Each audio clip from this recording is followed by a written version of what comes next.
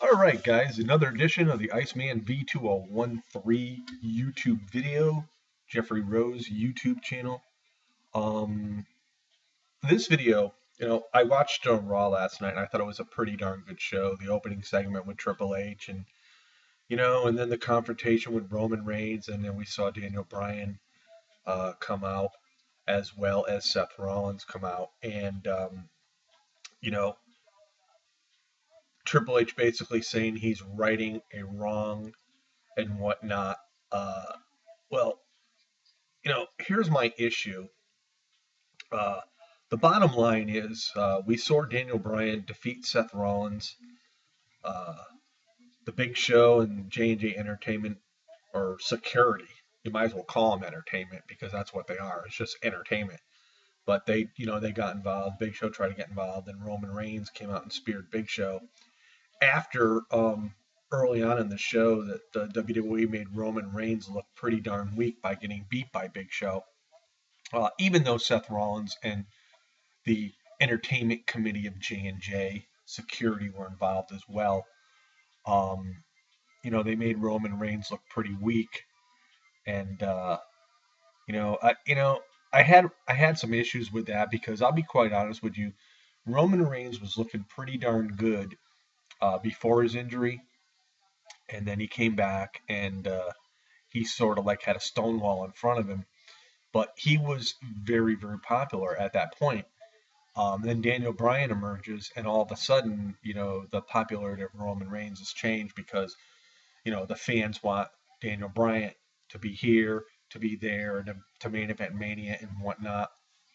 And, I can understand, the fans, being behind Daniel Bryan, but then all of a sudden, Roman Reigns loses his fan base as well. And of course, the WWE authority doesn't really help that too much. But this is 2 years running now that the Royal Rumble winner, um, the fans have been unhappy with, and the WWE is making some moves to change things. And my issue here is okay, we had a match with Daniel Bryan and Seth Rollins last night. Um, it was a very good match. Like I said, J&J Entertainment Security got involved. Big Show tried to get involved, and then finally Reigns came out and speared Big Show, and Daniel Bryan got the victory. And the fans were all up in arms. They're all happy, doing the yes chant and whatnot. So this means now that Roman Reigns faces Daniel Bryan for a number one contendership match at Mania. Now, I'm going back to 2013 where John Cena won the Royal Rumble, and he was going to face The Rock. It was a redemption match after he lost the previous year at Mania, but he put his number one contendership on the line with CM Punk, whom I think John Cena and CM Punk had some greatest matches ever in the WWE. I mean, a lot of people won't agree with me because CM Punk's gone, and a lot of people hate John Cena. But John Cena with CM Punk is much like wrestling Seth Rollins. They have good chemistry together. But anyway, to get to the point, after Cena won the Rumble, he put his contendership on the line. This is a different situation, but similar in a lot of ways because now Roman Reigns is putting his on the line. And actually, he didn't really have to do so. Triple H stated later on in the show that it was just, they sort of like screwed him over and he fell for it. But anyway, so he faces Daniel Bryan at Fastlane. Now, here's the thing. If Roman Reigns comes out and beats Daniel Bryan at Fastlane, um, what does this do to Roman Reigns? This is going to make the fans even hate him a lot more. And so, if Reigns does come out on top, which I'll be honest with you, I think it's a 50-50 chance. Um, if Reigns does come out on top, he's going to be even hated more by the fans because he defeated their beloved Daniel Bryan. So I think this is, in essence, would hurt Roman Reigns. And the only thing I could see happening here would be Roman Reigns somehow eventually getting hooked up with Paul Heyman after Brock Lesnar is gone, and Paul Heyman making Roman Reigns a much bigger beast, so to speak, in the WWE. Now, I don't know what is really going to happen here. I think honestly, if the WWE has Daniel Bryan go over on Roman Reigns and face Brock Lesnar at Mania, they're probably thinking, well, this is the plan we had for SummerSlam of 2014. But my issue is, we all pretty much know Brock Lesnar's going to leave. So if Daniel Bryan did defeat Reigns and went on to face Lesnar, we know Daniel Bryan would win. The only thing I would say about this is Daniel Bryan would take a beating of his life. Yes, he may come out on top and defeat Brock Lesnar, which the possibilities are like probably 99%. That is where Seth Rollins comes in to a beaten and battered Daniel Bryan, cashes in, and wins the WWE World Heavyweight title at WrestleMania, which would be the first time there's ever been a cash in at Mania. Um, I have no problem with Rollins getting the belt, but I do have a problem with the WWE.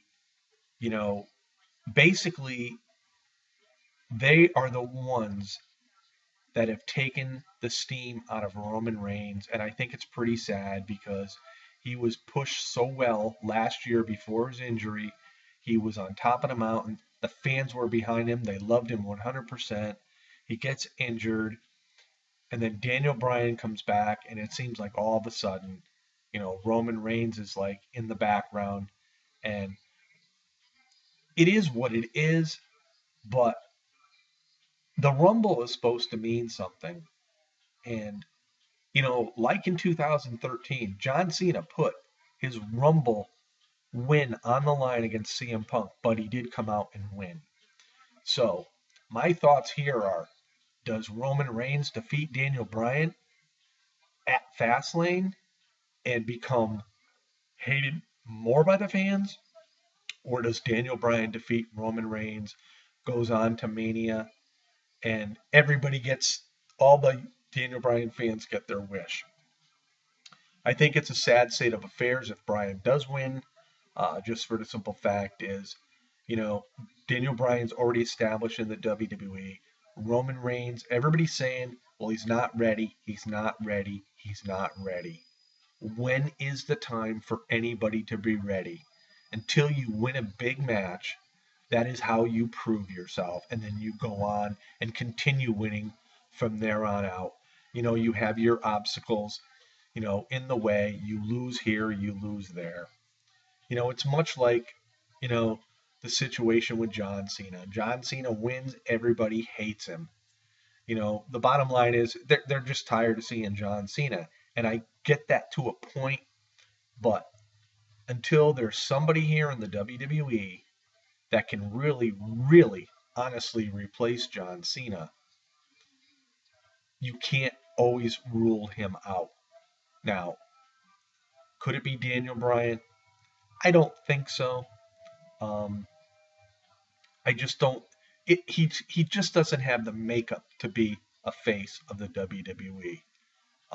I think somewhere down the road, possibly maybe Seth Rollins, if he becomes babyface, and I think he could become a very, very major face in the WWE, because I think right now with this big buildup of this arrogant heel with all his cronies and his help, as long as they continue to build him up as this big bad heel, who is probably right now the biggest heel in the WWE, when all of a sudden, boom, he changes and he turns into a baby face, he will become a major, major baby face. But again, the situation here is, did Roman Reigns really deserve to get all this hate? And would he have gotten it if Daniel Bryan never returned. Something you have to ponder about. This is the Iceman on the Iceman B2013 YouTube channel, aka Jeffrey Rose. Peace out, everybody.